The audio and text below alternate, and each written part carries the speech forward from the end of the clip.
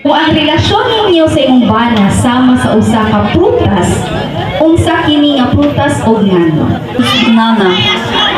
Because banana is very sweet. That means our love is also sweet. That's all. Musugot ka ba na ang kaminyoon na ay expiration? Oo or dili? Ngano? Evening to everyone. Para sa ako, oo, pwede dili. 3. Mrs. Liselda Abitona. Kung muana imong bana adapon ninyo ang bata sa baing iya na pamabdusan, unsa imong buhaton o ngano? Adapon na ko, kay para madugangan ako anak. Mary Ann Cribil. Tuani mo imong bana kay bayo. Unsa imong buhaton ug ngano? So, dawaton ako, ano de? Laki man siya good. Number 5. Musugot ka ba nga daghan mo ang bayi sa dughan sa imong bana? Oo or dili? Ako musugot ra nga daghang babae ang akong bana. Tungod kay mahal ako siya.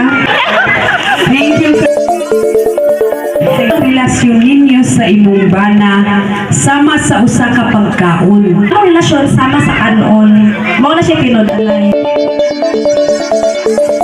Kanimo imong bana nga nailaing bayi, makiguwag ka ba or dili? Mapilin kong martir sa akong pamilya tungod sa akong mga anak. Thank you.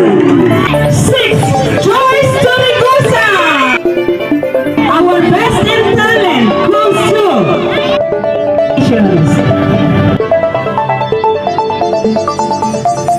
Runner-up will receive. Pink runner-up goes to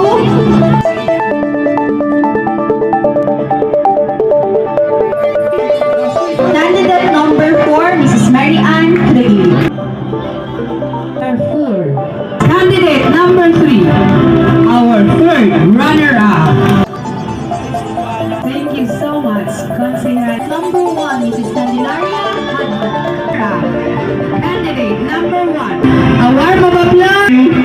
2023 din sa sitio ari sa Sacred Heart Urban Poet Association is no other than Bethel Joy